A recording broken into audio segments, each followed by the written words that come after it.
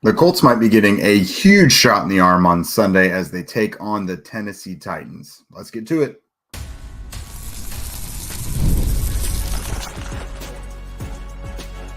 You are Locked On Colts, your daily Indianapolis Colts podcast. Part of the Locked On Podcast Network, your team every day.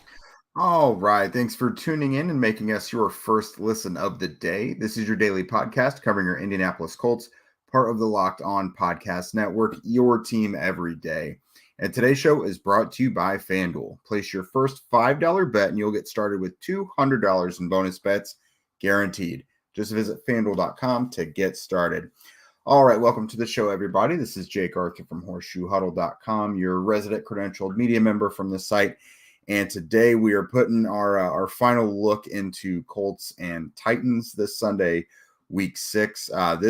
This game has potentially gotten a whole lot more interesting just within the last few hours. So for starters, Anthony Richardson upgraded to a full participant in practice yesterday. He'd been a limited participant throughout last week and into this week, but guessing he was a full participant again today. He was out there. We won't know that officially, whether it was limited or full until the practice report comes out. But he certainly is trending in the right direction with his oblique injury. The Titans, Brian Callahan, head coach, just announced, like just a second before we came on here, Will Levis is going to start for the Titans. So this might be the first edition of Anthony Richardson versus Will Levis. Certainly an AFC South division full of young quarterbacks and potentially nice little rivalries going out through hopefully long careers for all these guys. Jonathan Taylor is the only player that's been ruled out for the Colts so far. He's got his high ankle sprain. He hasn't practiced since leaving the Week 4 game against the Steelers. He hasn't practiced yet. So that was a no-brainer for a guy who has had a long history with this specific ankle. With high ankle sprains, you obviously want to sit him out as long as is necessary. Let's see. Michael Pittman Jr. Was potentially a disaster scenario earlier in the week. It was reported by multiple national media guys that Pittman, had a back injury that could even land him on IR, which obviously that makes him week to week if, the potential to miss at least 4 games is on the table. But Pittman was back out there today at practice, catching balls, and you got to imagine it was on a limited capacity. But Steichen wouldn't rule him out already. It said he's, one of the toughest guys to be around. So we all know that. Like in a week where, there's been a lot of talk about A.D. Mitchell not necessarily wanting too much contact, Michael Pittman Jr. is a guy who has never shied away from it and is even willing to deliver his own blows from time to time. So incredibly tough guy there. I don't know if he plays. I don't know if you would go from a potentially IR-worthy back injury to playing him this week. So we'll see about that. Probably going to be a game time decision, or maybe it's one where, the Colts update on Saturday that Pittman's downgraded to doubtful or out. One that's perhaps even more noteworthy because, you didn't really expect Pittman to play, Josh Downs. Downs was back at practice today. He had been out Wednesday and Thursday with turf toe, I believe it was.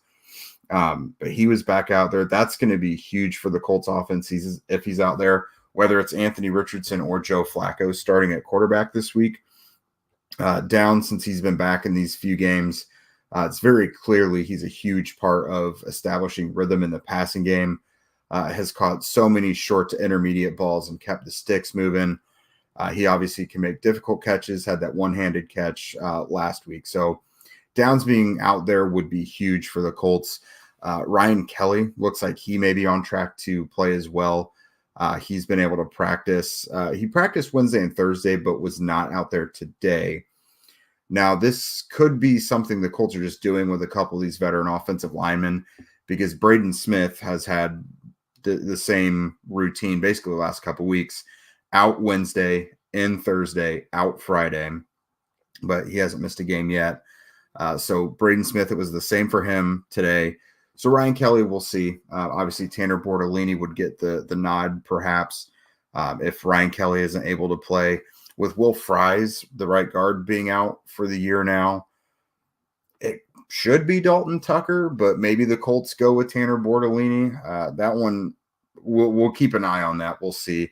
But again, I don't really have much indication that Kelly won't play, since he wasn't outright ruled out last Friday, so he might have been close to playing, and he's been able to log a couple of full sessions this week. So that's pretty much it for the Colts offense in terms of injuries. A lot of their injuries right now are on that offensive side. So with Jonathan Taylor out, Trey Sermon and Tyler Goodson would obviously share the load. Trey Sermon had his own injury earlier in the week with a collarbone, but he's been able to play or practice the last couple days. So I don't think any of us necessarily feel bad about, having Trey Sermon and Tyler Goodson out there. They're certainly a capable pair. We saw it, last year against the Steelers. I thought they looked pretty decent, last week against the Jaguars. I didn't really have any complaints. You obviously missed the explosiveness and vision of Jonathan Taylor, but they're both decent runners. Like, I think Trey Sermon is a hard runner that can gut out some tough short yardage stuff. He's hard to bring down. Tyler Goodson is pretty explosive and can get to the outside quickly. And both of them probably are better at, pass catching than Taylor is. And certainly Trey Sermon is better in pass protection. So you miss the big play threat and the ability of getting 80-yard touchdown on any play with Taylor. But having Sermon and Goodson out there to share the load, it's at least an average backfield. Like, there's really not much to be concerned with there. So when you're looking at Tennessee, on paper, this is a really tough matchup because they are first overall defensively, but they're 15th in points allowed. So, in yardage, they're giving up the fewest, but they're just totally middle of the road when it comes to points. They're number one against the pass as well. They're not really getting sacks. They're tied for the 5th fewest amount of sacks this year. And they're also tied for the least takeaways. I think they've only got 2 takeaways this year. So, on paper, just at first glance, it's a pretty good defense, but there's some critical areas where you're like, oh, maybe not. Points, they are giving up some points. It's not gaudy by any means, but when you're first overall in yardage, but 15th in points, that kind of tells you something. And they're not getting sacks or takeaways. So I think that's huge. And on third down, one of the biggest issues on third and fourth downs is a pass rush, disrupting the opponent and not allowing them to get those short yardages on third and fourth down. And they're not really doing that. So I don't think this is as terrible of a matchup for the Colts as it seems on the surface.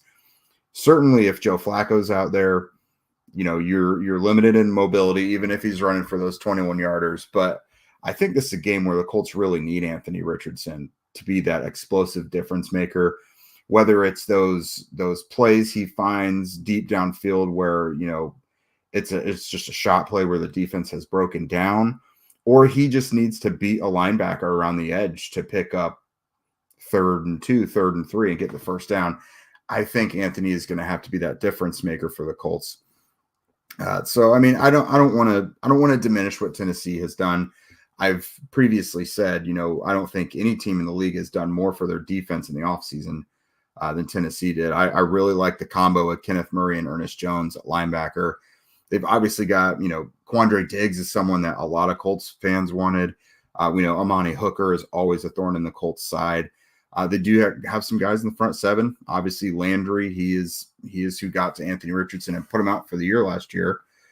Jeffrey Simmons is an elite defensive tackle. Tavondre Sweat has been better than a lot of us thought he would be. And then obviously L'Jarius Sneed, who a lot of Colts fans wanted him as well. But again, I give them a little credit, I guess, pull it back a little bit.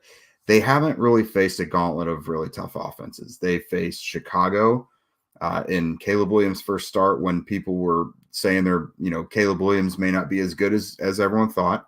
They faced the Jets, and the Jets' offense obviously has not clicked yet. It cost their head coach their job this week. Green Bay without Jordan Love, and Miami without Tua. And without Tua, that Miami offense has been useless. So this Colts offense is probably, with Anthony Richardson, and I mean, Jonathan Taylor not being out there kind of sucks for this terms of this matchup, but this might be the best offense that Tennessee has faced so far, given what they're capable of with who will be out there. So that's it for the offensive side of the ball with the Colts. Here in a moment, we're going to go ahead and look at this defense that there's really no pretty way to paint it, how the Colts defense has been. We obviously have talked a lot about it this week, but we'll see how they match up with this Tennessee offense.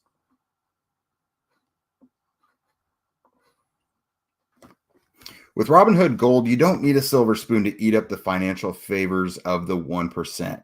Robinhood Gold allows others to get the rates and perks usually reserved for the high society. Now the resourceful individual with Robinhood Gold can earn the very liberal rate of 4.5% APY on uninvested cash, receive unlimited 1% deposit bonuses, and be rewarded with a handsome 3% retirement boost on an IRA account. Robinhood Gold provides the privileges and high net worth for any net worth. These generous benefits are now available for only $5 per month. The new gold standard is here with Robinhood Gold. Sign up at robinhood.com/gold. Terms apply. For product-specific disclosures, visit robinhood.com/gold. Investing involves risk. Rate may change. Gold membership is offered by Robinhood Gold, LLC. All right, y'all. You guys know you can now win up to 100 times your money on PrizePicks with as little as 4 correct picks. PrizePicks is the best way to get action on sports in over 30 states, including California, Florida, Georgia, and Texas. PrizePicks is the only real money daily fantasy platform with an injury insurance policy, so set your lineups and stay in play even if one of your players gets injured. If your player leaves in the first half and doesn't return, then PrizePicks keeps your lineup live. PrizePicks is the best place to get real money sports action. Join over 10 million users and sign up today. Sign up today and get $50 instantly when you play $5. You don't even need to win to receive the $50 bonus because it is guaranteed. PrizePicks is the best way to bet on real money this football season. Which players are going off? Which ones aren't?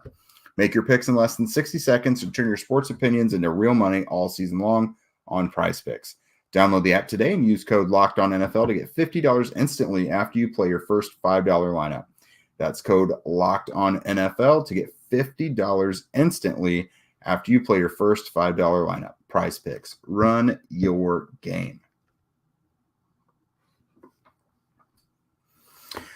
Okay, so Colts defense. Let's talk about it. So let's get the injuries out of the way first. So Kwity Paye, he's been able to practice on a limited basis with his quad injury. He's another one that left that Pittsburgh Steelers game early. So did Kenny Moore. He's got a hip and a shoulder injury. He was in Wednesday, out Thursday, but was back on Friday.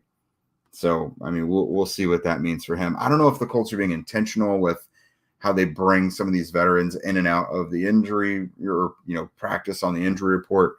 If they just bring them in for the most critical days or what they're doing. And it could just legitimately be he felt good enough to practice Wednesday, not Thursday, and then good again on Friday. So I don't know. They could really use Kenny Moore in this one because Titans quarterback Will Levis has been he's been diet Carson Wentz so far this season. 6 interceptions. He and Anthony Richardson tie for the lead with those interceptions. But Levis obviously had just a low light reel of comedic mishaps early in the season. And, Kenny Moore is historically a defensive back that can bait even some of the smartest quarterbacks into big mistakes. So if you've got Kenny Moore back there, you've got Julian Blackmon back there, those are guys that can make a guy like Levis, number one, read things incorrectly or fool him into bad plays, but just really make him pay for errant throws and things like that. So I think Kenny being out there would be huge. Chris Lamons hasn't been bad by any means. His replacement, he's even been able to scoop up a couple of fumbles. That guy seems to be right there in the action whenever the ball hits the ground.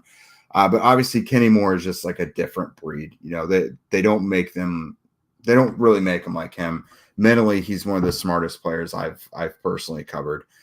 But this Tennessee offense, it is basically the Colts defensive, it's a match made in heaven, essentially. The Titans have the fewest yards accrued this year. So they already had a bye week. But through the first 4 games, they only had 1,025 yards, the fewest in the league, and they're scoring just under 20 points per game. That's about middle of the road. Now, so Will Levis and Anthony Richardson both have too many interceptions this year. The difference is Anthony isn't really getting sacked very much, but Will Levis is taking some sacks. I think that's leading to some of his mistakes. He's been very, gift giving with the ball. The Titans have given away the ball 9 times. Those 9 turnovers are the second most in the league. So I think this is going to be a very, very interesting game for the Colts because there's really nothing the Titans offense does so well that it scares you. Like, the offensive line is what it is. Like, it's probably a little better than the offensive lines we've seen from Tennessee in the past. And they do have some good players like DeAndre Hopkins, Tyler Boyd. Those guys can still go out and do some damage against the Colts. We've seen them do it. Like, I'm convinced DeAndre Hopkins is going to be making big plays and having 100 yards against the Colts until he retires. So it's even been the role players. Like, we've just seen the Colts get smoked by the most random Titans players. So you really can't take them lightly. Tyjae Spears, the running back, he gashed the Colts last year. We'll see what it looks like with the combination of him and Tony Pollard. They've been pretty productive, and Pollard has created a lot of his own yards. And if the Colts defense is going to be missing tackles like they did last week against Jacksonville, I mean, this isn't Travis Etienne and Tank Bigsby, but I mean, Spears and Pollard is still a decent duo. So Tennessee's got a capable run game. I do think the Colts should be able to handle it, though. I mean, I thought Zaire Franklin had a decent game last week, and honestly, EJ Speed, other than one bad missed tackle early in the game, I didn't think his day really started to go awry until the fourth quarter. So we obviously know these guys can really get it done. They just, said earlier, I think it was Zaire Franklin earlier in the week, when it comes to missed tackles, like, just grab a body part and come away with it. Like, you cannot keep missing those tackles. It's been, Nick Cross was doing it too. Julian Blackmon did it as well last week. I mean, uncharacteristic for a lot of these guys. Now, the tackling for the Colts was awful in the first couple games of the year, but they really turned it up against the Bears and the Steelers. So whatever happened against Jacksonville, I mean, they got to reverse it back to what it looked like the 2 weeks previous, because this just seems like a game where the Colts defense is bad, no matter how you look at it. But this is so much a matchup that you can take advantage of. Like, if they get made to look foolish in this one too, then there's going to be little to no hope for this defense to really rebound this year.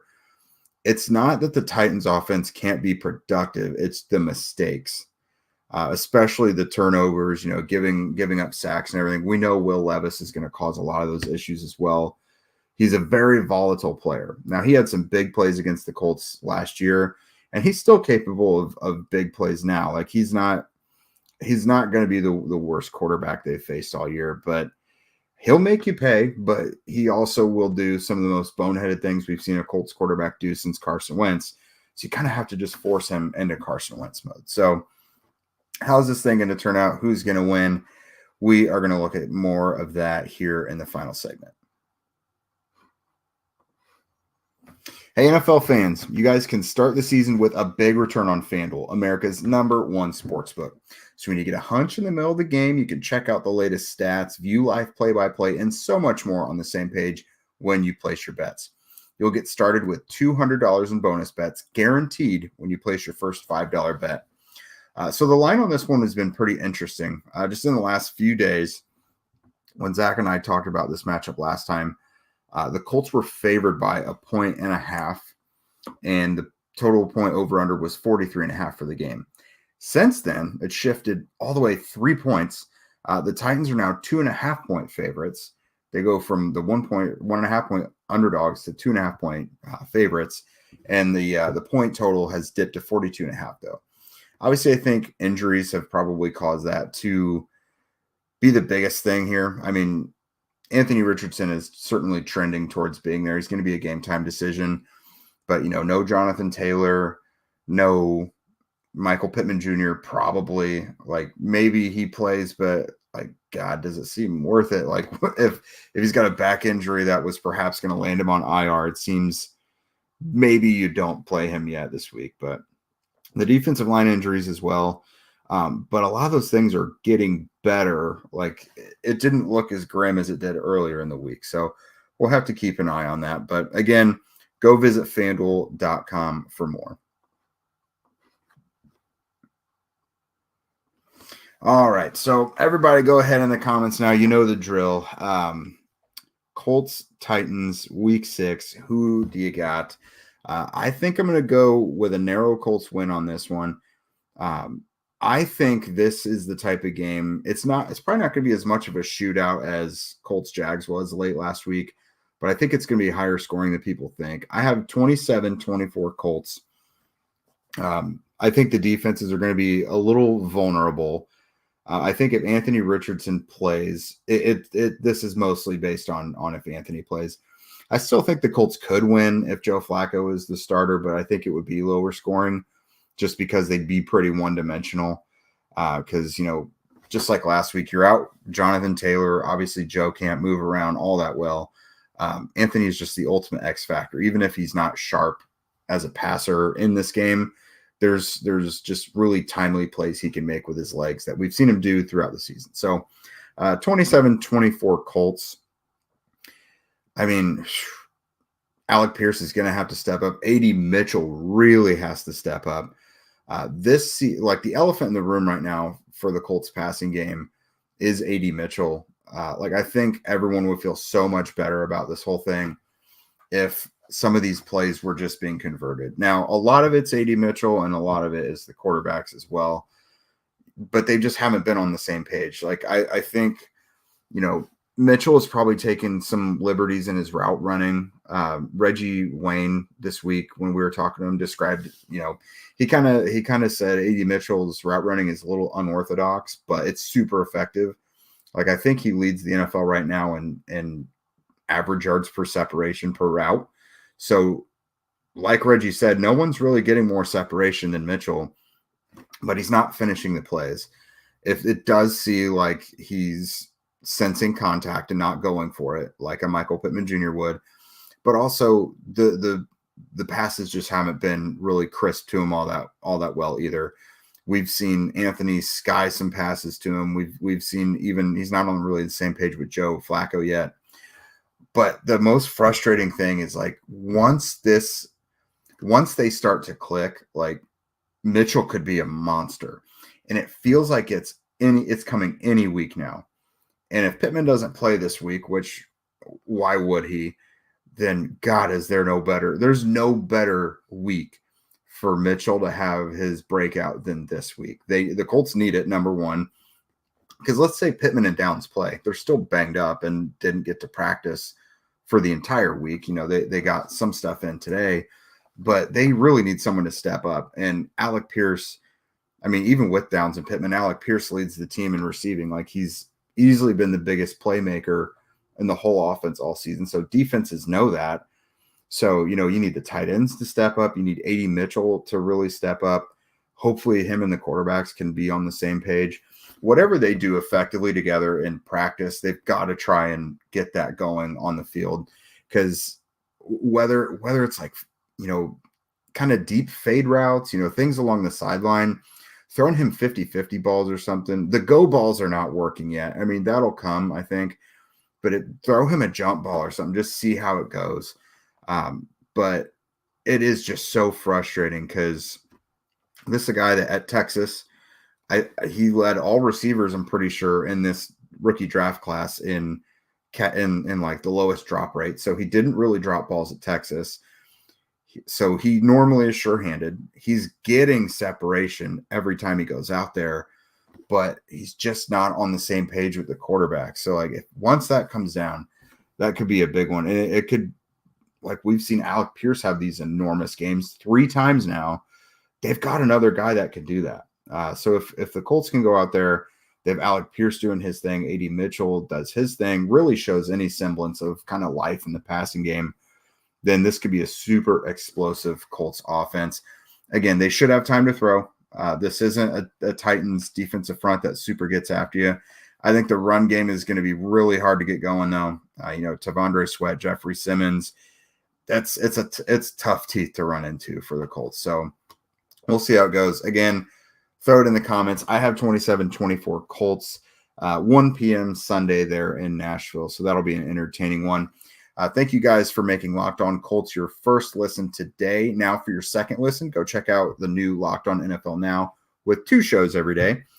First, you've got the madman Tyler Rowland of Locked On Titans. You obviously saw us talk with him this week. He kicks off your morning with a double shot of NFL espresso, and then stop by the barbershop with Tony Wiggins for some real NFL talk. We talked with him last week. So find Locked On NFL on YouTube and wherever you listen to podcasts. If you guys want to become a Locked On Colts insider, chat with us directly and get the inside scoop, follow the link in our show notes.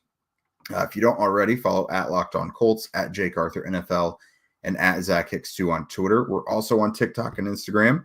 And please be sure to subscribe on YouTube and wherever you listen to podcasts. And we would love your ratings and reviews as well. Those help us so much. And with that, you guys have a great day, and we'll see you guys Sunday after the game.